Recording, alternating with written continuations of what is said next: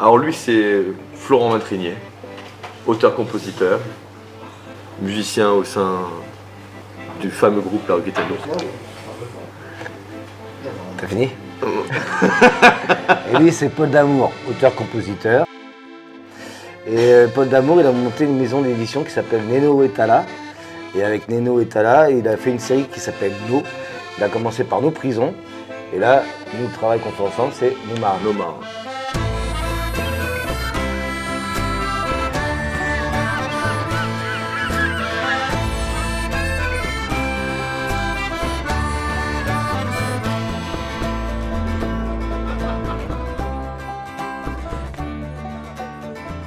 C'est notre troisième concert maintenant, avec des chansons qui sont vraiment très neuves, qu'on a écrites au mois de janvier, en compagnie des marins pêcheurs d'Aumonville-la-Roque, de Fermanville et d'autres ports. Et voilà, c'est un répertoire comme ça qui s'appelle Nos marins. On n'y connaissait rien du tout au départ.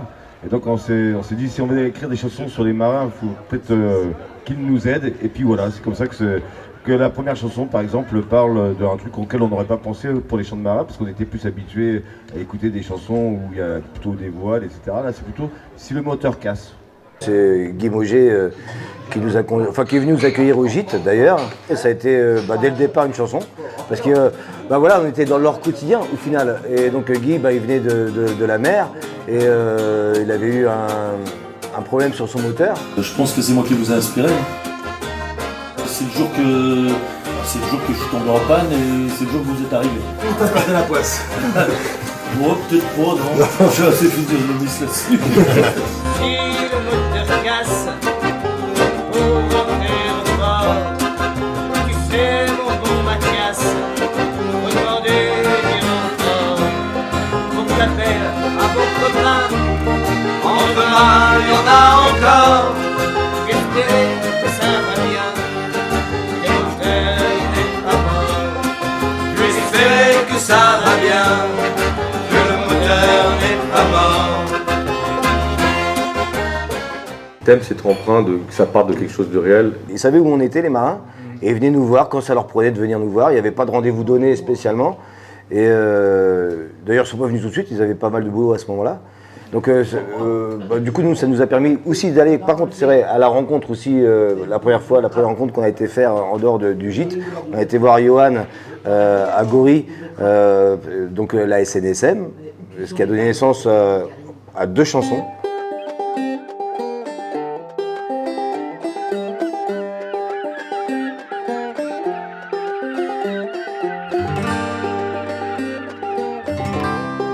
La première fois qu'on t'avait vu, tu nous avais expliqué que quand vous interveniez comme ça, quand les naufragés vous voyaient arriver, des fois ça se passait bien parce que vous avez le temps de faire, mais il y avait des fois des choses, en vous voyant arriver, il y avait quelque chose qui se lâchait. On se méfie beaucoup parce que en fait, et ça moi je l'ai vécu, c'est en fait des gens qui se retrouvent à l'eau la nuit, enfin là en l'occurrence c'était un bateau de pêche, un chalutier de Cherbourg, qui avait coulé.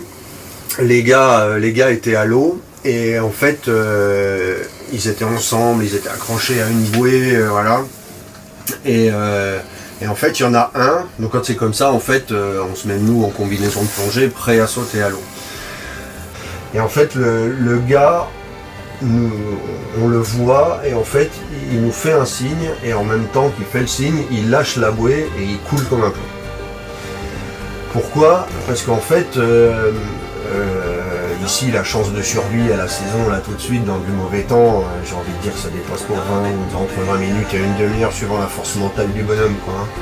Il est enfin dans les projecteurs, luttant dans l'immensité, jusqu'à la main du plongeur, le mental ne doit pas lâcher. Alors toi, c'est un peu spécifique, parce qu'on a fait une chanson qui s'appelle Ma vie est partagée. Ouais.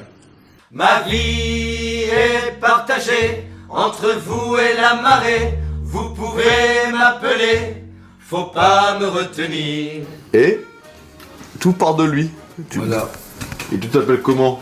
C'est Pascal, c'est le frère Hervé. Oui, Et puis, Arline, c'était pas une chanson sur mon frère, c'était une chanson pour la famille qui est les pêcheurs. Il y avait une petite idée comme ça, et puis Florent a transformé la chanson sur mon frère. Et qui nous disait comment il voyait son frère, c'est-à-dire toujours un peu partagé entre la terre, la mer, entre la famille, le grand large, enfin voilà. Il nous racontait ça, il disait ce serait bien que vous fassiez une chanson comme ça, il nous parlait de la marée. Et bah du coup on a fait une chanson quoi, merci Pascal. Et Hervé. Merci Pascal. Bon, c'est un peu ma vie de toute façon. Si je partais à la pêche, ma femme se bourrait, c'est vrai. Ça s'est passé comme ça. On a vendu la baraque que j'ai fait 1 an à construire. Donc si, non, les paroles sont bien. Les amis, on est fini, j'arrête la maçonnerie. Ma vie est partagée entre passion et promesse, la force et la faiblesse, entre nous et la marée. Pour les chansons de nos marins, on a remis au goût du jour des chants de marins. On a montré que la mer c'était passionnant, que c'était musical, que c'était poétique. Et ces chansons-là, elles sont à la fois réalistes et à la fois complètement poétiques et un peu délirantes. Elles retracent le quotidien de nos gars, mais aussi elles font passer le message qu'ils sont dans le quotidien. Et puis vous parlez aussi des familles, vous parlez dans la chanson La vie est partagée par exemple, vous parlez évidemment du quotidien du pêcheur, on parle toujours du pêcheur, mais la famille, ceux qui restent à terre, il faut en parler aussi parce qu'eux aussi font partie de la structure. Ça rafraîchit le répertoire quoi. Parce que il y en a marre un peu des chants de marins traditionnels de la marinière et de la pimpolaise, bon voilà. Sans critiquer. C'est pas non mais ça fait du bien. C'est terrible tellement que c'est... Au départ, elle m'a fait presque pas pleurer, mais tellement que c'était réaliste quoi. Voilà. J'ai adoré. C'est quelle chanson? C'est les bateaux usines. Enfin, j'ai toujours dit, si tu veux, quand j'étais gamin au lycée maritime, j'ai toujours dit jamais j'irai naviguer sur ces bateaux-là, c'est impossible. Quoi. Parce que je suis un gars de la côte et j'ai toujours fait le petit métier, donc jamais j'irai. Et en fait, quand ça merde, la vie change. Il avait dit, jamais de ma vie, je pêcherai à bord, s'il avait su. Il avait dit, jamais de ma vie, je pêcherai à bord de ces foutus chaluts qui gravent le mécanicien sur ces foutus chaluts. On y parle pour en revenir. Je suis arrivé dans la pêche un peu par hasard, on va dire. Parce que je suis rentré au lycée maritime parce que on savait pas trop quoi faire de moi, tu vois. On m'a fait redoubler mon brevet alors que je l'avais eu. Je voulais aller au lycée général, mais bon, j'étais accepté nulle part. Et je me suis retrouvé au lycée maritime. Et de fil en aiguille, voilà, la pêche est arrivée dans ma vie.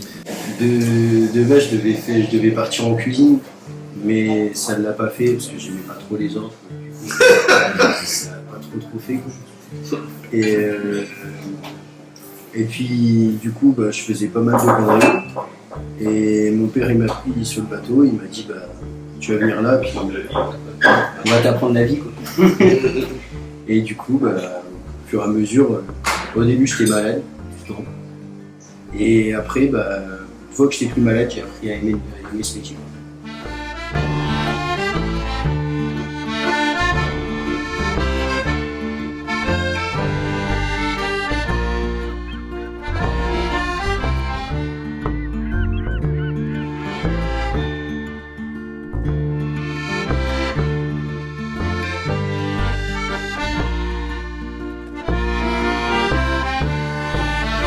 Du boulot, on a travaillé. On s'est dit on est là, les marins sont là avec nous, oh, là faut y aller quoi. Il y avait un côté aussi comme la pêche.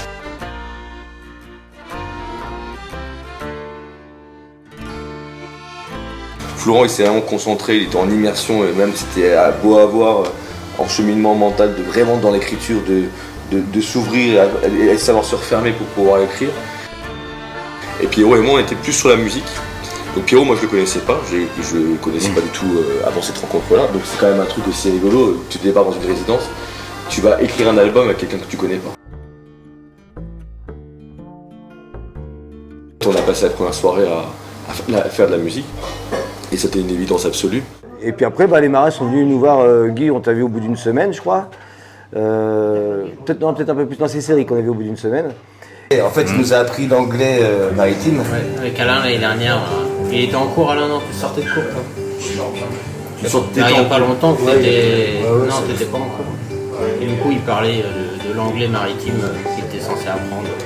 Mayday, mayday, mayday, this is fishing vessel Manola, I don't remember my MSI number. Donc c'est un peu les phrases types qu'il faut savoir dire. Du genre I'm a fisherman, my eyes are blue, I'm a drifting, what can I do? Jouer au bois d'eau, donc flooding, c'est des... En cas d'avarie ou de problème. Ou quand tu crois dans le bateau, tu me disais aussi. Quoi. Et puis il y a une formule Mayday, Mayday, comme c'est Mayday, mayday, mayday, this is fishing vessel Manola, I don't remember my MSI number. Et en fait, voilà, simplement on passait du temps, des moments humains ensemble. Des moments à boire un coup, à manger ensemble, il nous ramenait du poisson. Et simplement, on a discuté tout simplement des choses. Alain venait aussi. Et on jouait quoi. Et on jouait, on leur jouait nos chansons, celles qu'on venait d'écrire. Et du coup, ils faisaient les corrections. Tu plonges dans un univers qui est inconnu et de manière très, très simple quoi. Et ça, je trouve ça génial. Donc c'était vraiment venu de ça. On a monté Néo et Tala avec Stéphanie de Freitas, qui est manageuse de la rue Quétano. Ça n'a pas démarré non plus, c'était en janvier 2020. C'est pas là que ça a démarré. Ça a démarré bien avant, je ne sais plus en quelle année maintenant, 2012, 2013. C'est-à-dire que c'est comme aussi une histoire d'amitié. C'est qu'on n'est pas arrivé à Aumonville tout de suite en disant on va écrire des chansons qui parlent des marins et des pêcheurs sans connaître les marins et les pêcheurs à l'avance. C'est-à-dire qu'on était déjà accueillis et c'est une histoire d'amitié qui date d'il y a quelques années maintenant.